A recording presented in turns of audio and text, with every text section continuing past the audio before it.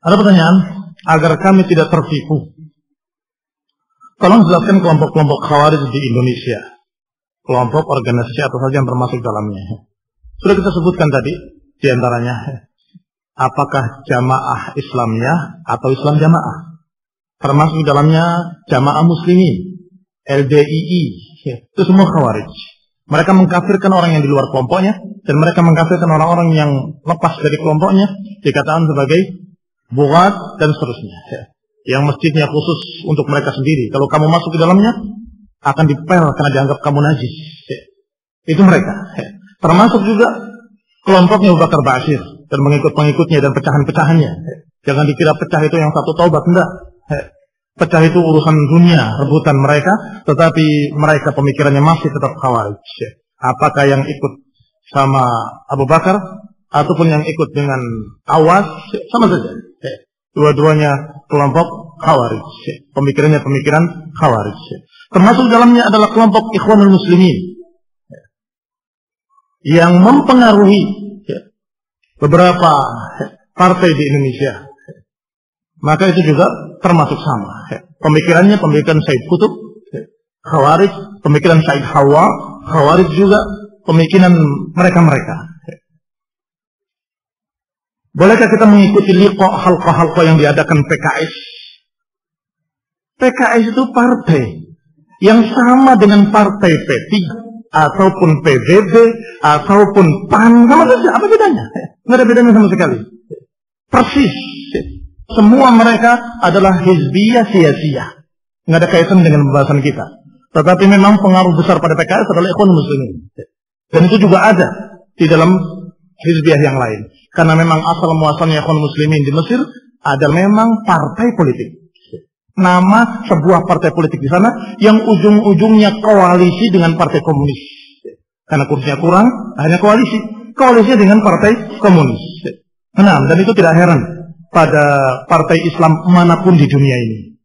Mesti ujung-ujungnya koalisi. Karena nggak mampu untuk mengangkat dirinya dengan hanya suara dirinya. Sehingga jangan kita duduk di halqah-halqahnya. Sudah jelas, hizbiyah. Sama saja, jangan duduk di halqah-halqahnya P3 ataupun PAN dan sebagainya. Jangan kita anggap beda, sama semuanya. Apakah seluruhnya masih bisa kita sebut sebagai salafi? La wallah. Tidak demi Allah. Mereka bukan salafi. Mereka pengaku-pengaku salafi. Barakallahu fikum. Pada sebagian orang menganggap bahwa salafi ini bermadhab mujassimah dalam penetapan sifat. Bagaimana penjelasannya? Penjelasannya sudah dijelaskan tadi pada sesi pertama. Bahwasanya Asy'ariyah itu sudah berurat berakar di Indonesia. Sudah sangat turun-temurun. Sehingga mereka itu sudah terbentuk di kepalanya bahwa Allah mukhalafatul lil hawadits. Tapi dengan makna bukan seperti makna ahli sunnah. Ahli sunnah menyatakan Allah tidak sama dengan makhluk. Tapi mereka mengatakan maknanya Allah tidak mungkin terkait dengan jihah, haid, tidak mungkin terkait dengan makan, tidak mungkin berkait dengan jisim, tidak mungkin terkait dengan. Nah, di antara kalimat-kalimat tidak ada kalimat jisim. Tidak mungkin Allah memiliki tubuh. Kalau ada tangan, ada kaki berarti jisim. Siapa yang mengatakan Allah memiliki tubuh dikatakan mujassim, mujassimah. Wah, berarti mereka itu aliran mujassimah. Tidak.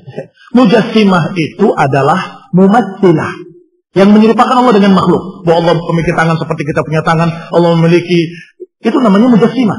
Dan itu namanya mumatsilah. Adapun ahlu sunnah menyatakan seperti apa dalam Quran.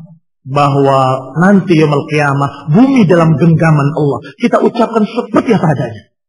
Dan kita mengatakan tidak sama dengan kita menggenggam apapun. Tidak sama. Laisa kamitslihi syai'. Maka kita bukan mujassimah, bukan mumatsilah. Kita mukmin bima jaa fil Quran was sunnah.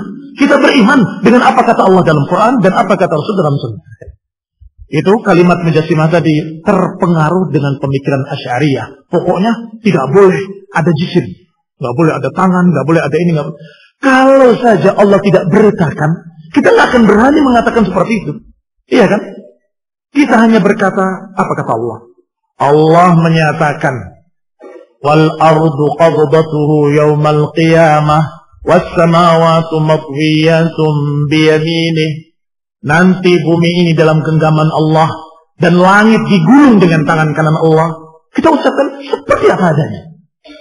Oh, berarti mujassimah. Apa kamu anggap Quran ini mujassimah? Ini Quran kok. Kamu anggap Quran ini mujassimah? Tidak. Yang mengatakan mujassimah itu di pikiran mereka sendiri. Berarti Allah punya tangan. Wah, berarti kayak raksasa ya. Itu pikiran kamu. Subhanallah, Maha Suci Allah nggak sama dengan pikiran kamu. Nggak sama dengan apa yang kamu bayangkan, kamu pikirkan. Alhamdulillah ahli sunnah nggak seperti itu. Nggak menggambarkan, membayangkan kayak gini, kayak gitu. Nggak. Karena kita yakin, kita nggak tahu. Allah ghaib. Panca indera kita nggak akan bisa menggambarkan kayak apa Allah. Nggak bisa. Maka apa kata Allah dalam Quran, percayai. Apa yang Allah katakan dalam Quran, imani. Allah menggenggam bumi dengan tangannya, Allah menggulung langit dengan tangannya. Nah, selesai.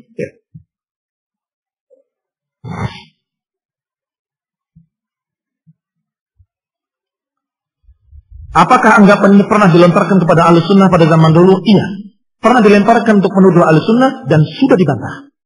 Sudah sangat gamblang bantahannya. Alhamdulillah Rabbil Alamin. Apakah partai Sunni yang ada di Mesir adalah ahli sunnah? Ahli sunnah nggak bikin partai. Jangan tanya lagi.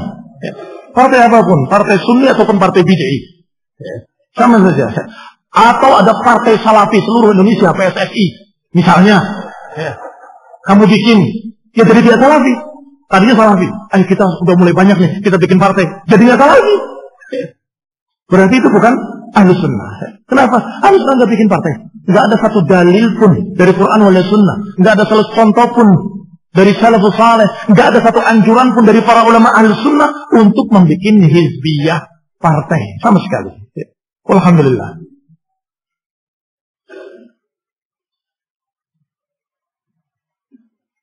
Karena di berita tersebar disebutkan Sunni mengebom masjid. Salah sendiri. Kenapa dianggap Sunni? Dia bukan ahli sunnah. Ada anggapan pula bahwa Salafi gampang mengkafirkan. Bagaimana tanggapan Ustaz? Alhamdulillah.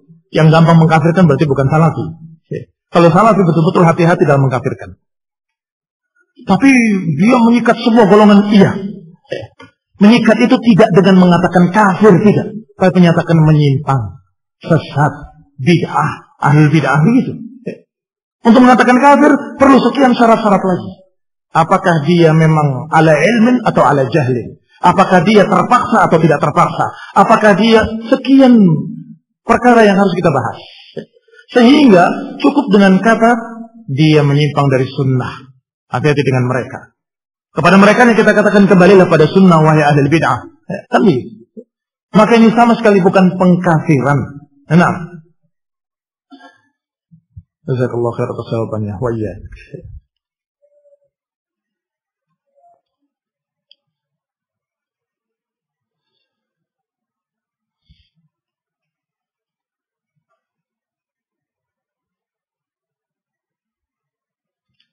Apakah nasihat Ustaz untuk teman saya yang baru mengenal Salafi dan dia baru saja keluar dari Jamaat Tabligh?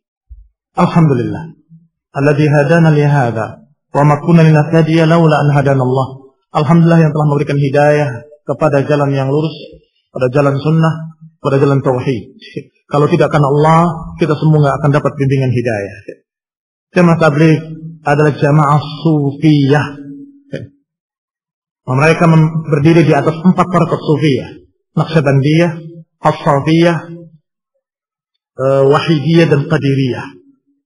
Yang semua tarekat-tarekat sufiyah ini sesat. Dan mereka memiliki keyakinan-keyakinan batil seperti meyakini adanya seorang yang mencapai tingkat kasyaf dan bisa mengetahui yang gaib. Dan juga punya ibadah-ibadah yang bid'ah, seperti mengajarkan untuk mempelajari, mengucapkan la ilaha illallah sebanyak-banyaknya dalam satu nafas. Itu juga kebid'ahan. Memberat-beratkan diri. Taha ma anzalna 'alaikal Qur'ana litashqa. Kata Allah, Taha, kami tidak turunkan Quran ini untuk memberatkan kamu. Enggak menurunkan kitab ini untuk membuat kamu susah. Tapi mereka mengajarkan kesusahan.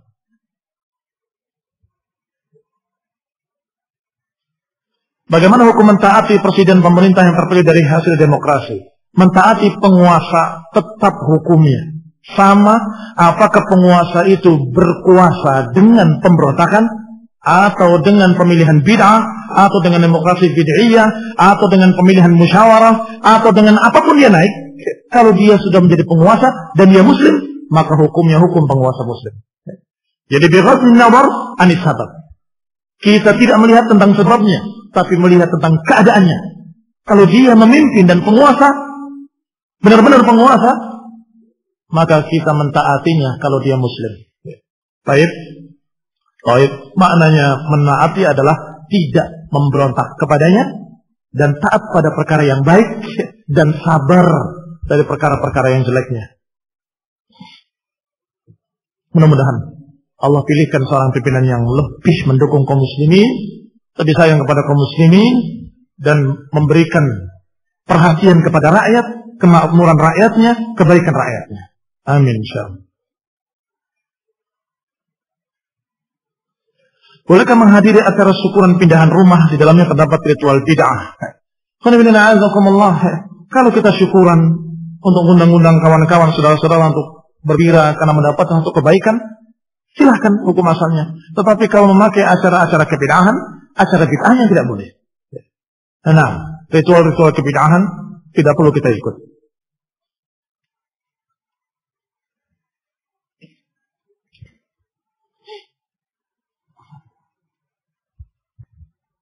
Apakah benar pernyataan yang menyatakan bahwasanya definisi makna dari istiwa adalah seperti seorang yang duduk di atas kursi? Tidak. Tidak demikian. Kita harus berbicara dulu tentang bahasa Arab atau tentang masalah Allah dan sifat istiwanya. Harus kita bedakan. Kalau kita bicara tentang masalah istiwa secara bahasa, semua sesuatu di atas sesuatu dikatakan istawa. Secara bahasa Arab. Apakah seorang di atas kursinya, atau seorang di atas kudanya, atau sesuatu di atas sesuatu dikatakan istawa ala syai'. Tapi tidak mesti harus begitu. Bagaimanapun keadaannya, kalau di atas sesuatu dikatakan istawa. Sebagaimana orang Arab ketika ditanya aina fulan, ternyata si fulan sudah berada di atas kudanya, dia akan jawab aina fulan qad istawa ala rahilatihi, dia telah istiwa di atas rahilahnya. Ini bicara bahasa Arab. Tapi bicara tentang Allah, ketika sifat istiwa Allah di atas arasnya, maka hati-hati. Tidak sama dengan seorang di atas kudanya, tidak sama dengan seseorang di atas singgasananya, tidak sama seperti makhluk di atas makhluknya, sama dengan apapun. Tafsir dari salaf hanya beberapa kalimat saja yang semuanya hampir sama. Tafsir dari salaf namanya istiwa adalah al-ulu, tinggi, al-irtifa, di atas, wal fawqiyah. Tiga ini semuanya tafsirnya dari para salaf enggak lebih dari itu. Berarti apa terjemahannya? Kalau terjemahkan Ar-Rahman dan Al-Atis sawa, Ar-Rahman maha tinggi di atas arsy-Nya. Jangan bilang bersila, jangan bilang duduk, jangan bilang apa lagi. Jangan. Maha tinggi di atas arsy-Nya. Kayak apa? Wallahu ta'ala a'lam. Kita tidak tahu. Karena kita tidak diberitahu. Diberitahu Allah di atas arsy, tapi tidak diberitahu kayak apanya. Maka jawab yang kita tahu dan katakan tidak tahu pada apa yang kita tidak tahu. Jawab yang kita tahu. Allah di atas arsy-Nya. Kayak apa? Tidak tahu. Kalau saja Allah menghabarkannya, kita kabarkan. Tapi kalau Allah tidak menghabarkan, dari mana kita tahu? Rasulullah SAW tidak menghabarkan, dari mana kita tahu?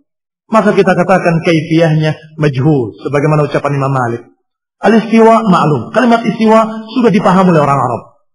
Maknanya tinggi di atas sesuatu. Kayak apanya? Majhul. Tidak tahu kayak apanya. Tetapi imanu bihi wajib. Beriman dengannya harus. Dan pertanyaan tentang kayak apa adalah pertanyaan bid'ah.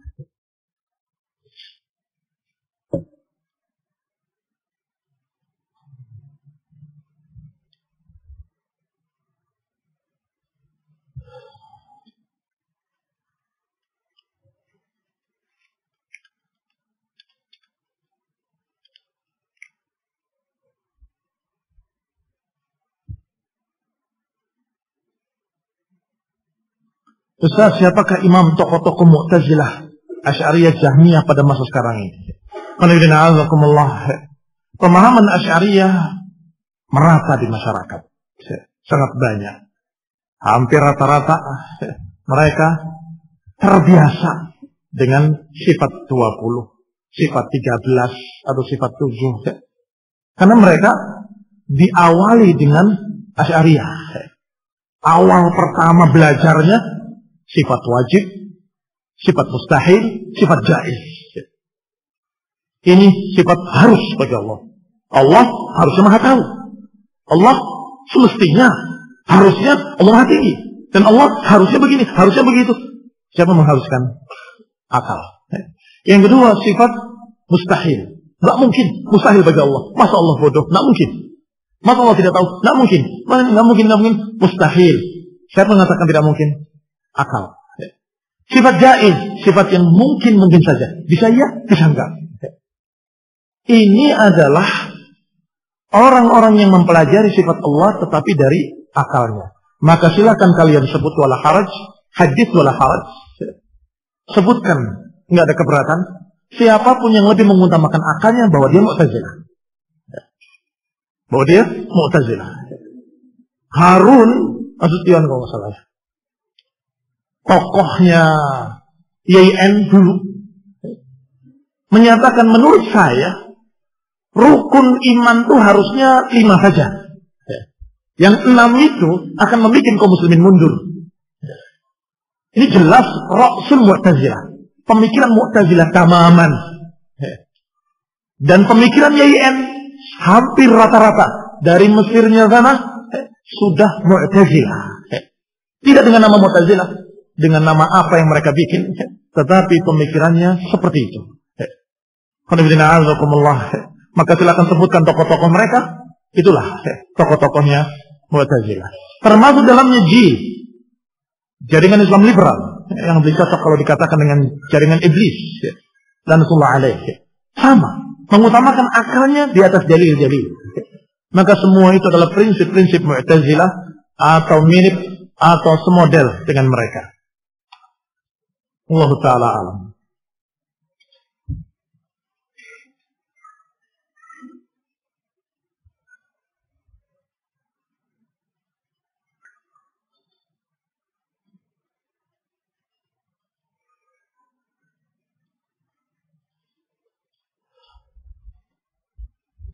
Ada yang mengaku salafi pernah menggalang dana, ternyata mereka kirimkan dana tersebut untuk tim medis ke Suriah bersama Khawarij Takfiriyin. Apakah boleh kirim dana tim medis ke Syariah ke Suriah melalui jamaah Khawarij? Tidak boleh.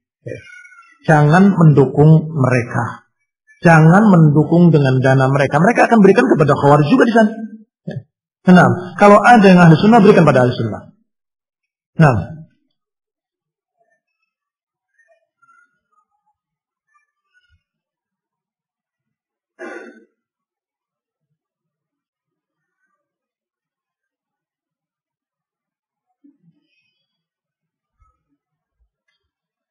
Anda pernah mendengar asar tentang seorang penuntut ilmu untuk berdoa agar ditutup aib-aib gurunya. Pertanyaannya, bagaimana asar tersebut, dari siapa asar tersebut? Wallahu a'lam. Saya tidak tahu yang dimaksud oleh penanya. Tetapi banyak memang ucapan-ucapan para ulama untuk menghormati gurunya dengan beberapa adab-adab terhadap guru. Memperhatikan ketika dia berbicara, dalam keadaan dia tidak memotong pembicaraannya, dan kalau di luar tidak menggibahi gurunya. Itu semua termasuk adab-adab. Nah,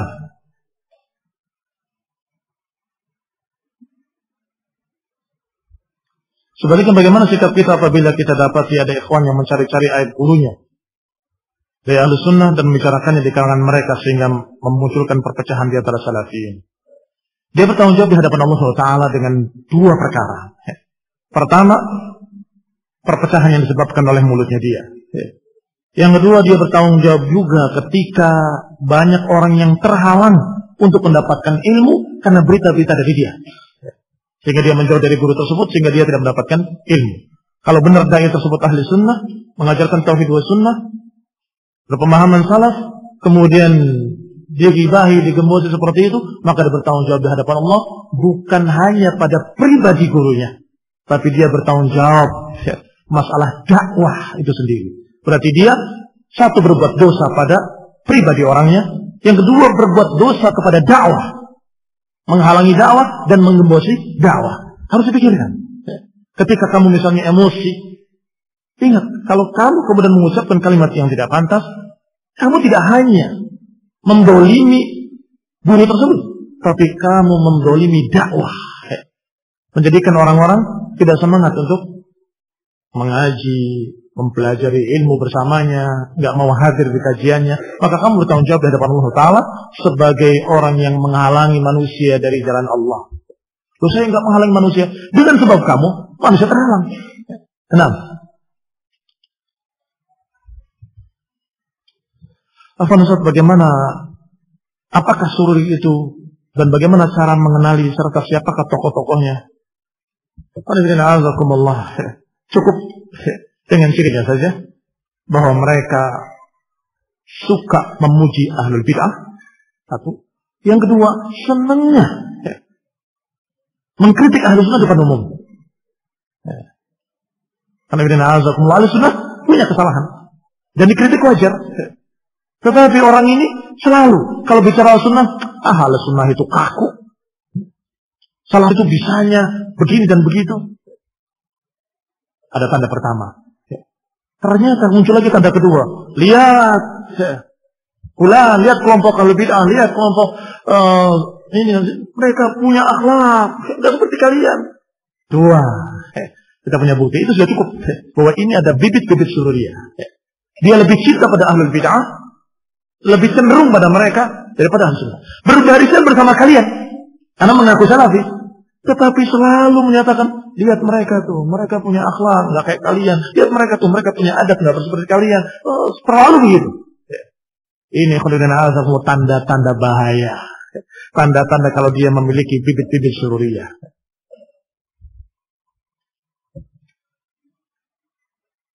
Ini ada pertanyaan masalah dalam negeri. Di sini masih banyak anak-anak kecil, banyak santri-santri yang belum zuat. Jadi nggak perlu dijawab. Barakallahu fikum. Bukan dalam negeri, dalam kamar.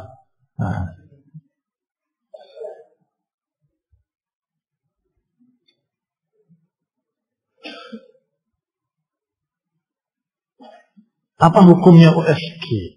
Tes kehamilan. Apakah kita termasuk orang-orang yang mendahului takdir Allah? USG itu asalnya bukan untuk ramalan. Asal muasalnya mereka para dokter, para ahli menemukannya adalah untuk memeriksa bagaimana kesehatan kalian, bagaimana perutnya, bagaimana janinnya, bagaimana sehat atau enggak sehat, itu saja. Adapun untuk tebak-tebakan apakah dia itu nggak usah, nggak usah dok, biar kejutan aja nanti. Belum tentu benar masalahnya. Kalau benar apa untungnya si dokter? Kalau salah ada ruginya. Iya kan? Dokter salah, ketahuan bodohnya. Sudahlah, benar, nggak ada untungnya, untungnya, kebetulan aja. Kalau salah, ada ruginya. Sebaiknya nggak usah ditebak-tebak. Nah,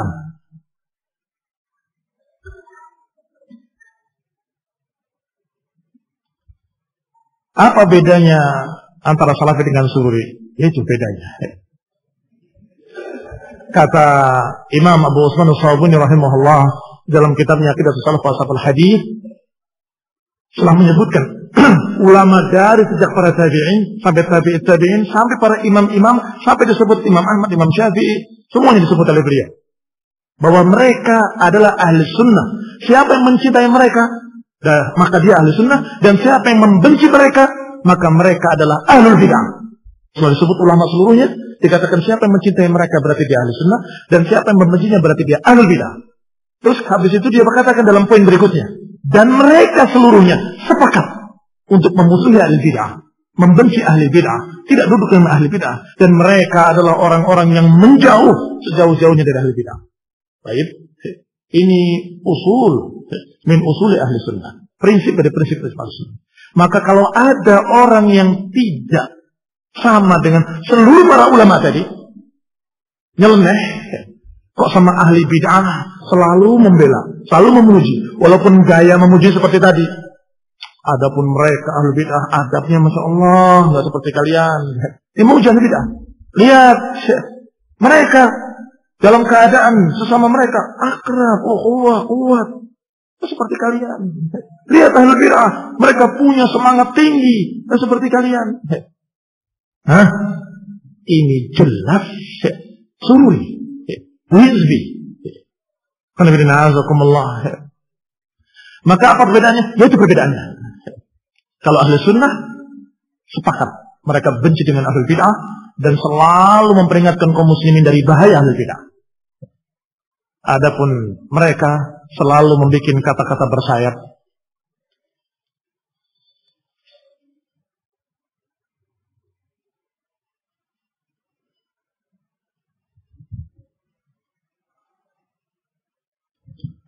Ada seorang yang datang ke masjid, lalu dia menemui imam sedang dalam keadaan ruku. Lalu orang tersebut dari depan pintu masjid sudah ruku, sambil berjalan ke shaf. Katanya orang tersebut, katanya ada hadisnya. Ada hadis seorang sahabat yang mulia. Begitu berangkat ke masjid melihat sudah mulai, dia berlari dengan tergopoh-gopoh masuk ke masjid, kemudian ikut ruku dan berjalan ke shaf. Maka Nabi setelah selesai sholat memanggil, mana si fulan? Dan dikatakan dengan dua kalimat, zadakallahu hirsan wala ta'ud. Semoga Allah menambah semangatmu dan jangan diulang. Semoga Allah menambah semangatmu dan jangan diulang. Kalimat jangan diulang ini apanya? Sebagian kecil mengira atau memahami bahwa jangan diulang itu ruku sambil berjalannya jangan diulang. Tetapi sebagian para ulama yang menyatakan bahwa jangan diulang itu berlari dan terburu-burunya tidak boleh. Tetapi ketika dia masuk ke masjid kemudian ruku dan berjalan, bahwa ini diperintahkan atau ini dipahami oleh para sahabat sebagai sesuatu yang sunnah. Artinya harus ikut ruku. Supaya jangan tasyabbuh, jangan menyerupai orang-orang yang Allah permalukan di akhirat ketika mereka disuruh sujud, disuruh ruku, mereka nggak bisa ruku. Semua ruku dia nggak bisa. Dalam surat apa itu? Fala yastati'un. Fala yastati'un. Ketika mereka ruku, sujud, maka dia tidak mampu. Maka dia langsung ikut. Bukan nunggu sampai berdiri lagi baru ikut, bukan. Tapi ikut ruku bersamanya. Disinilah ikhtilafnya para ulama. Tetapi yang rajih wallahu alam adalah jangan terburu-buru, jangan berlari-lari. Tenang saja. Karena ada hadis lain yang menyatakan dengan kalimat yang sangat jelas. Ma adraktum fasallu wa ma fatakum fa'timmu. Jangan terburu-buru. Berjalanlah dengan tenang. Apa yang kamu dapati, salatlah. Dan apa yang terlewat, tambahilah. Selesai. Jadi yang tidak boleh adalah terburu-buru dan berlari-lari yang tidak boleh. Allahu Ta'ala a'lam.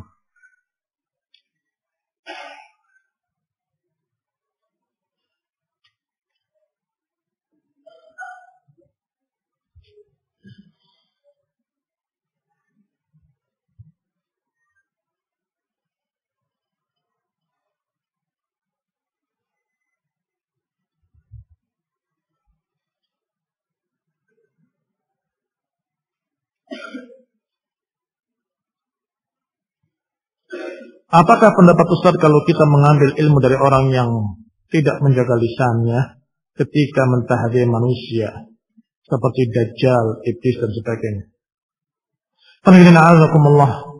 Permasalahannya kalimat Dajjal kalau bermakna kadzab tidak mengapa. Para ulama menyebutkan tentang ahlul bidah dengan Dajjal dengan makna bahwa mereka kadzab. Ya, mereka berdusta. Karena Dajjal itu memiliki dua makna. Satu makna adalah orang-orang atau makhluk yang akan muncul di akhir zaman, yang bentuknya begini-begini digambarkan oleh Rasulullah SAW, Dajjal. Tetapi ada juga yang diberitakan oleh Nabi dengan kalimat Dajjaluna Thalathun. Ada 30 Dajjal yang semuanya mengaku Nabi. Sehingga Dajjal bermakna kadzab. Nah, masalahnya tepat atau tidak tepat. Kalau dia mengucapkan Dajjal kepada sang kadzab dan tepat, ini memang termasuk tahdzir yang dipakai oleh para ulama. Hati-hati dari dia kadzab, Dajjal. Nah, tetapi kalau tidak tepat, berlebihan, maka ini sesuatu yang bahaya. Orang yang masih ahli sunnah dikatakan Dajjal. Kalau orang yang masih ahli sunnah dikatakan iblis, ada melampaui batas. Nah,